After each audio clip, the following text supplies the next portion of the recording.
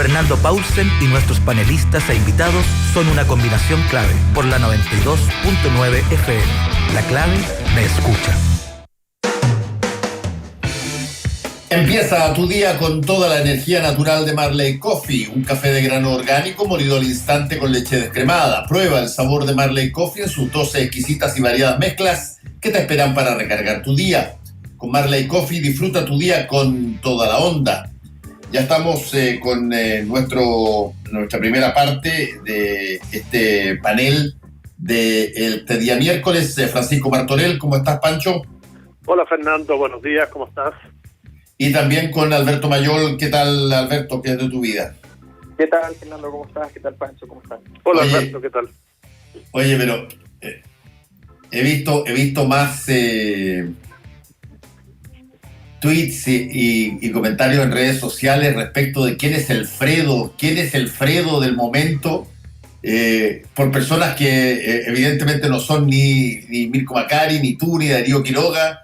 Alberto, está aprendiendo esta cosa que lograron meter así del análisis de la realidad y contingencia a través de las tres versiones del Padrino. Sí, efectivamente, ha sido bien impresionante porque, bueno, la tesis que sostienen nuestros seminarios sobre las leyes del poder en el Padrino es que justamente, que es una tesis a la cual llegué en una convicción después de las lecturas sobre la novela fundamentalmente, es que en realidad la novela, más que estar basada en la historia de la mafia, está basada, yo diría, a veces literalmente, incluso en El Príncipe de Maquiavelo. Entonces es una adaptación a lo contemporáneo, lo que lo hace muy muy interesante, muy legible, porque los ejemplos que pone Maquiavelo son casi todos del Imperio Romano, entonces a la gente no le hace sentido. En cambio, cuando uno le mete una historia que tiene alguna clase de verosimilitud, que llega hasta la historia del Vaticano reciente, qué sé yo, ayuda mucho a que uno pueda entender la política. Entonces, este código ha servido bastante y efectivamente el Piñera, con sus permanentes errores, qué sé yo, ya se instaló muy fuerte con el tema de estar desempeñando el papel de Fredo, como nosotros decimos, cuando quería ser Michael. O sea... Claro, hay que decirle a la gente que todavía no ha visto El Padrino, que Fredo es uno de los hijos del Padrino, y que, llamémoslo así, el hijo torpe, digamos, el hijo que no sacó ninguno de los valores positivos, si tú quieres, en términos de inteligencia, en términos de sagacidad del padre, y sacó todos los malos, digamos. Claro, y la debilidad. Y que además es el primogénito, por lo tanto, donde están en familias tradicionales depositadas todas las esperanzas y las sucesiones. Exacto. Ahora el tema es quién sería Longueira en este escenario, porque esta irrupción... Esperemos a ver cómo termina, porque efectivamente la entrada de Pablo Longueira es súper potente en términos comunicacionales, sin duda, pero además es súper potente Alberto, en mostrar un camino que probablemente se había conversado bajo cuerda o se había conversado en mesas de directorio, pero que no estaba puesto arriba de la mesa. Demos por ganado el apruebo, hagámonos parte de eso para que no parezca una derrota nuestra y vayamos a pelear la comisión constituyente. Claro, lo que pasa es que la política tiene una cosa que es bien jodida, y es que el tener la razón no es lo mismo que ser racional. O sea, Pablo Longueira tiene razón para efectos de la derecha en todo lo que está diciendo. O sea, la derecha debió tomar la estrategia que Longueira describe hoy día. Pero en primer lugar, esa estrategia ya no se tomó. Ya hay una división interna en la derecha enorme en este tipo de temas. Y por tanto, su conducta deja de ser racional porque no tiene cómo conducir el proceso. O sea, él trae una conversación que para efectos de la derecha es impropia, hoy día es inaceptable, una conversación que no son capaces de tolerar, que es una falta de flexibilidad histórica que tiene esta derecha en particular, que no es muy usual en la derecha histórica de Chile. La derecha histórica de Chile tiene una capacidad gatopardista y de jugar el juego más parecida a lo que está haciendo Lavín que a lo que hace el grueso de la derecha. Y lo que está haciendo Longueira tendría que ver también con aquello, o sea, ir por el apruebo, apurar el proceso, llegar al proceso constituyente, no llegar debilitado después del plebiscito. En fin, tiene mucho sentido lo que él dice, pero no se hizo ya. Y él intenta entonces depositar esta conversación y dotarla de racionalidad, pero en el fondo uno puede conseguir todas las cosas y sin embargo esas mismas cosas pueden terminar siendo errores al final del camino. Estábamos hablando del Padrino. En el Padrino 3, Michael Corleone consigue todo lo que era el sueño de la familia. Consigue un acuerdo con el Vaticano. Es socio del Vaticano, se sale de todos los negocios sucios. Y sin embargo es una tragedia total, absoluta, terminal. Entonces, tener la razón no es lo mismo que ser racional, porque a veces el pragmatismo implica asumir la locura, la irracionalidad de muchos de los actores y empezar a jugar el juego de esa manera, y de alguna manera Longueira no parece estar bien encaminado, aun cuando tenga razón. Oye, ahí hay un punto muy interesante que tiene que ver con el timing, porque tú puedes tener la razón, pero llegar en el momento inadecuado. Tú puedes, incluso, y esto no estoy hablando solamente de la situación de Longueira o de Chile Vamos, estoy hablando en general, de la oposición también. Tú puedes haber estado ahí donde, si es que hubieses tenido lucidez para apretar la tecla que correspondía, tu visión, tu imagen, tu futuro podía ser de otra manera. Hoy día cuesta muchísimo convencer a personas, por ejemplo, de la UDI, que votar a prueba es la mejor opción, o es la opción más racional, o es la opción estratégicamente más confiable. Y por eso es que sale tanta gente diciendo, perdóname, aquí se están debilitando las convicciones, no estamos en condiciones de hacer esto, hemos invertido una barbaridad en decirle a la gente que tiene que rechazar para que ahora digamos que no solamente tiene que aprobar, sino que además tiene que intentar ir a pelear una convención constituyente que consideramos que no era necesaria en este asunto, porque estábamos pensando que esto lo dirimieran el Congreso elegido. Por lo tanto, es más difícil de explicar, pero el punto de fondo es que tú tienes un sector que se activó con ideas, llamémoslo así, la socialdemocracia de Lavín, el apruebo de Longueira, la candidatura presidencial de Evelyn Matei, pero algo que parecía novedoso, fuera de la caja,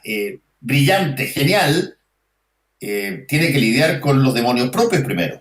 Y ahí hay un problema, ¿no? No, y además, Fernando, que yo creo que en los tiempos que vivimos, las acciones de los lobos esteparios, así que aparecen, además con las características de Pablo Longueira, están expuestos justamente a que queda vulnerable a su pasado y a su futuro. Él tiene situaciones que resolver desde el punto de vista judicial. Su irrupción puede generar efectivamente una cosa mediática importante, pero empieza a dispararse a los pies en la medida que comienza a dar entrevistas o a aparecer, lo que pasó ayer en la radio cooperativa con la calificación que hace a la abogada Horvitz del Consejo de Defensa del Estado, sí, consejera, además, es inmediatamente un autoatentado, digamos, a cualquier posición que pareciera ser conversable o negociable, etcétera. Es decir, cuando tú quieres generar una acción política, que es la que genera el Mercurio, pero de alguna manera, por mucho que él diga que ha conversado, que ha hablado, que es una acción que viene desde afuera, es decir, de alguien que hace muchos años que se retiró, que dejó la militancia, etcétera, y obviamente que quedaba expuesto rápidamente a lo primero, es qué va a pasar con tu situación judicial, con todo ese diario o programa que te pusiste adelante. Y Víctor Pérez le trata ayer de tirar un salvavidas o poner a la moneda detrás de un apoyo a Pablo Longueira, que es desvirtuado a las pocas horas con el ministro vocero, quien dice que el gobierno no puede meterse en esto y que son los tribunales de justicia los que definen la situación de una persona. Pero además hay otro exobsecto o misil que le tiran por ahí y dicen, bueno, más allá de los que judicialmente resuelvan respecto a este tema que tiene Longueira con Sokinich, es el asunto ético en la política, que también hoy día está siendo muy castigado. Entonces, efectivamente, hay un atraso, porque allá ya las campañas habían empezado, prácticamente todo el mundo se había ordenado respecto a lo que va a ser el 25 de octubre, y además el personaje es rápidamente vapuleado de distintos sectores por esta posición que tiene, o por su vida, digamos. Sí, Alberto. Claro, es que las miradas mesiánicas en política uno ve los exitosos siempre, o sea, uno ve los mesías que les va bien, pero por cada exitoso hay una cantidad inmensa de mesías que les va mal, y de hecho la política, lo que tienen los que sobreviven en el sistema político, la mayor parte de los que entran en el sistema político tienen afanes mesiánicos, evidentemente, pero muchos de ellos entienden rápidamente que hay un principio de realidad y que se domestican en el camino y se dan cuenta que hay una vida ahí que vivir, que es una vida bastante más mediocre que la del Mesías, pero que igual les satisface porque les entrega esa esperanza y esa expectativa de que alguna vez quizás van a llegar a ser Mesías efectivamente. Sí, ahora estamos con variables que son, porque uno podría decir, todo esto funciona en el imaginario comunicacional solamente, ¿no? Estamos ya en una situación donde tienes posturas comunicacionales muy definidas y que han causado una cierta polémica, pero tienes acciones concretísimas. ¿Cómo se compatibiliza en el mismo tiempo y espacio una situación como la de los camioneros con dirigentes y señeros de la derecha hablando de votar a prueba y comisión constituyente? Claro, o sea, yo creo que el problema concreto es real, o sea, efectivamente el problema concreto es que la derecha no tiene, y lo que dice Longueira es completamente cierto, ese es el problema de que además aparezca un personaje tan complicado, tan lleno tan manchado además históricamente por los juicios, y que al mismo tiempo sea la persona que venga a decir una cosa tan simple como no tener una posición definida para el gobierno es un absurdo completo. Convocar un plebiscito sin saber qué es lo que va a hacer el gobierno es un absurdo, y en segundo lugar está diciendo que la derecha no tenga claro el panorama frente a esto también es absurdo. Hay una desestructuración en el fondo del sector que es bien radical, y en ese sentido yo creo que es lo donde hay que poner atención, es que en el fondo la derecha entró en una fase de caos que es muy inusual en ella. Yo creo que eso es lo más interesante de todo esto, es que hay un caos que no corresponde, o sea,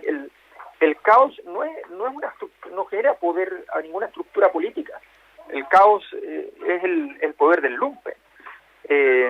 Y por tanto la derecha entra en una fase que no es muy propia de ella, con un desorden enorme que es más bien consecuencia más que causa de sus derrotas. O sea, más bien esto es la derrota la que ha generado las dudas de muchos respecto a cómo se van a conducir, y la señal hoy día se deposita en la UDI, que ya empieza a tener un ancho demasiado grande. Ahora, como bien dices tú, Fernando, y como también decía Pancho, el ancho del problema es tan grande porque cuando se meten temas judiciales, tentativas, esfuerzos de plantear el tema judicial a partir de la arena de la política, conversaciones que entonces empiezan a ser muy mezcladas, muy combinadas y bien difíciles de administrar, creo que el asunto se vuelve más complejo. Entonces, claro, uno puede decir, mira, ahora hay números más positivos supuestamente de lo que podría ser el fin de año desde el punto de vista de la economía.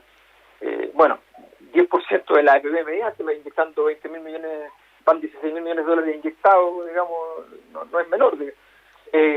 Pero se supone que va a estar mejor el fin de año de lo que estaba siendo esperado. Ya, fantástico, pero resulta que a nivel político la capacidad de respuesta está siendo cero, y la derecha es la que conduce esa incapacidad de respuesta. Entonces, en el fondo son síntomas simplemente la aparición de los Longueira, la aparición de la confusión, la desaparición en la práctica. Ahora, Alberto, te lo pregunto directamente, ¿cómo puede, en este escenario que tú has descrito y que lo estamos viendo a diario, cómo puede un gobierno, llamémoslo así, o la figura del gobernante mantenerse neutral? ¿En qué momento, cuánto falta antes de que el presidente Piñera tome posición respecto de las cosas que estamos conversando? O sea, a mi juicio, él va a tomar posición. Lo que pasa es que yo creo que tiene un problema, y es que él llegó, a mí me da la impresión, no tengo ninguna prueba ni siquiera un comentario escondido, pero la magnitud de la defensa que ha tenido y la protección que le ha dado a la UDI, que es muy contraria a su historia política personal y a su primer gobierno, a mí me llama la atención. Lo que significa a mi juicio es que él, para llegar a ser presidente, tuvo que llegar a alguna clase de acuerdo que lo deja con las manos bastante atadas. Y en ese sentido me parece que no se encuentra en condiciones de salir de la neutralidad, porque debería haber salido ya. O sea, más que sabemos que él es una persona que le interesa ganar, y hoy día se está comprando el problema de que el gobierno no va a poder ganar. Si evidentemente para el gobierno era un triunfo ir por el apruebo, más aún porque además debilitaba el apruebo. O sea, tenía doble juego. Pero resulta que él tomó la decisión de mantenerse neutral, que efectivamente es una decisión que es absurda. Yo creo que en algún momento va a tener que revertirla, no parece muy probable que siga, pero al mismo tiempo creo que, de acuerdo a su conducta, me imagino que tiene muy poderosas razones para no salir de la neutralidad, y esa es una exigencia de algunos, no sé quiénes, pero me imagino que está más bien cerca de la UDI, que le están exigiendo que no se mueva de allí. Sí,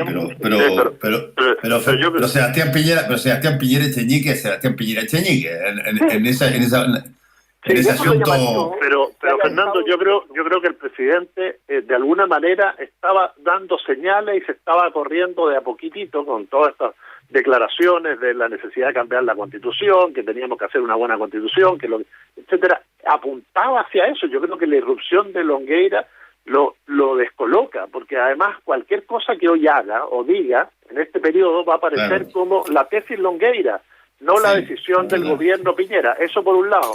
Y por otro, lo que es más grave aún, que yo creo que para Piñera quedar en el rechazo o no explícitamente a favor del apruebo, lo saca un poco de la historia que él quisiera construir.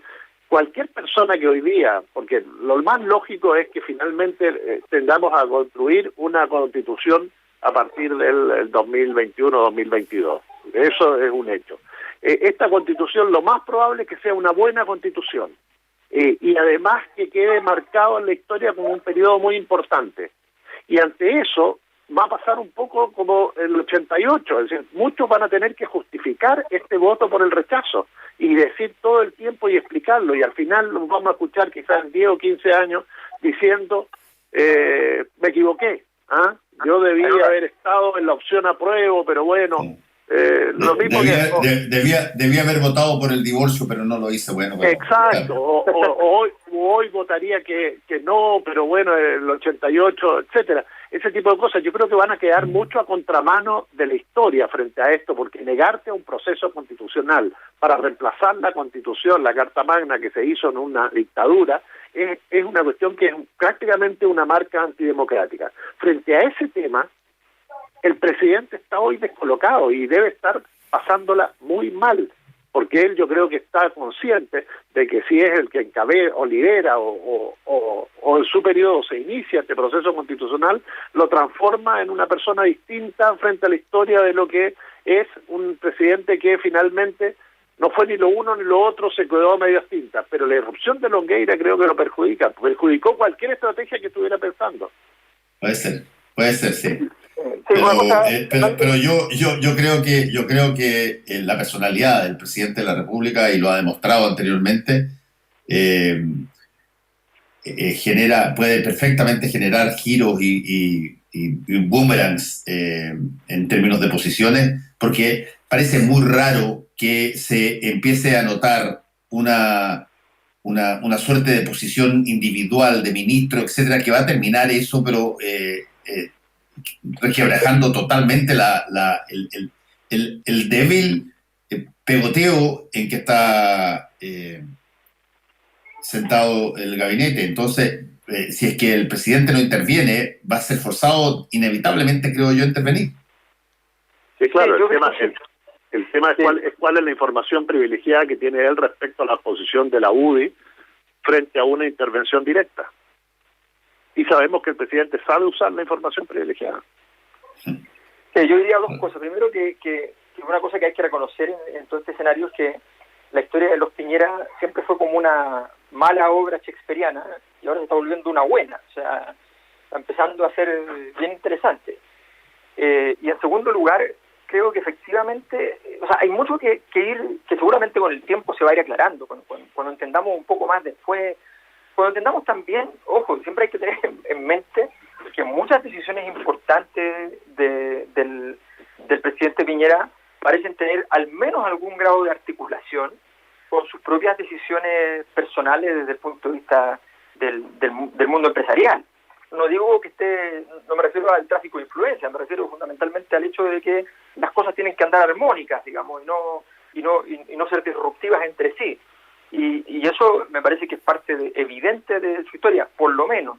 Y en ese contexto uno tiene que pensar que, entonces abro dos hipótesis relacionadas con lo mismo. Una es que la diferencia entre el Piñera, que fue capaz de hostigar a la derecha por mucho tiempo, es que solo hablaba de temas políticos, nunca planteó una querella respecto a los temas económicos. Y por tanto la dimensión del modelo económico lo hacía ser partícipe del grupo sin ninguna inquietud, sin ninguna duda. El hecho de que él ahora tenga que en sus manos ir entregando importantes elementos del modelo económico, eso y una debilidad política al respecto es algo que sí le puede pesar mucho en la derecha, y tengo la impresión de que no solo en la derecha política, sino que también en la derecha económica.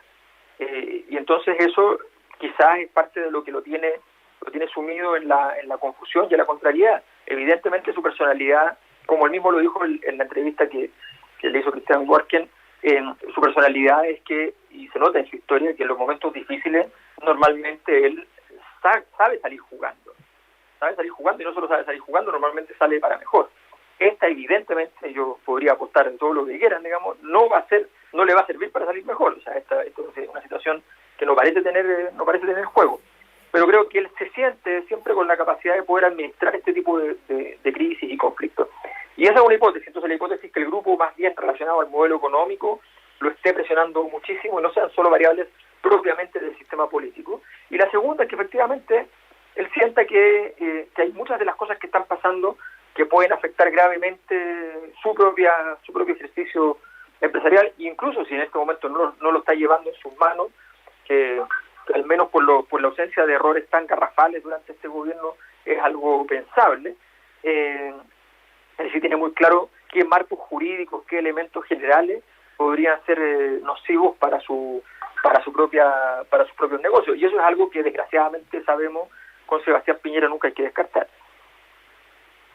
Sí, es interesante porque aquí hay un problema de voluntades, digamos. Puede ser de que el presidente no tenga ninguna voluntad de salir a tomar posición y dejar y seguir viviendo en este halo de neutralidad que se ha mencionado, pero tú ves cómo los ministros están pronunciándose, cómo los partidos de tu coalición están desgajados en estos momentos, muchos de ellos por las posiciones de los líderes históricos, y se viene una discusión muy fuerte y, claro, no tienes una oposición que te asuste demasiado, pero sí tienes una ciudadanía que es tremendamente importante hoy día de tomar en cuenta. Quizás antes tú te entendías con los partidos, pero hoy día no hay ninguna posibilidad de que eso te garantice nada.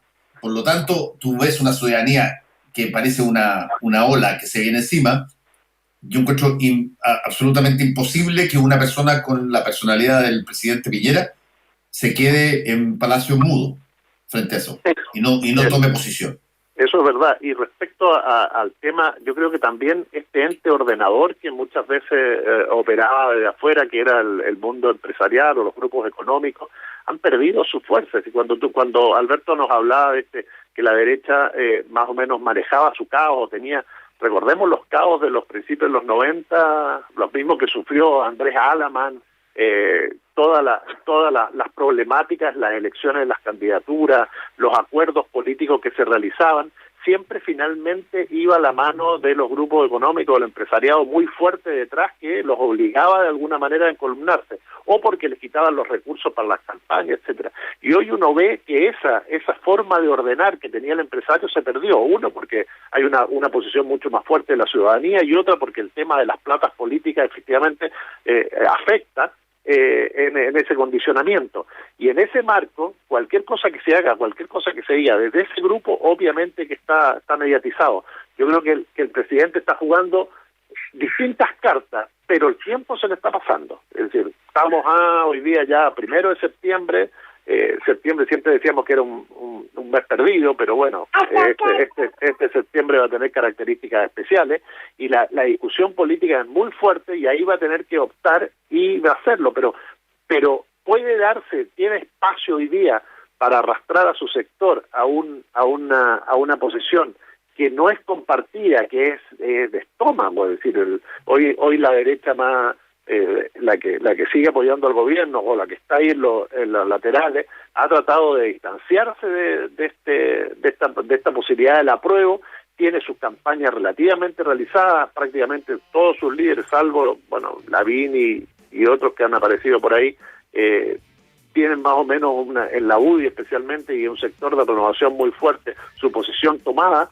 Entonces los espacios que le van quedando son muy cortos y no hay, yo veo, esta opción de antes de quién ordena desde afuera. Es decir, tienen que ordenarlo desde adentro, y cuando la derecha se ordena desde adentro muchas veces es donde aparece el caos que históricamente nos tenía acostumbrados en su manejo político. Bueno, está desplegado esto y afortunadamente estamos siendo testigos en vivo de lo que está pasando. Gracias a Alberto Mayor, gracias también a ti, Pancho Martorell, cuídense. Gracias, Fernando. Gracias, igualmente un abrazo, chao. Volvemos con Combinación Clave. La clave me escucha.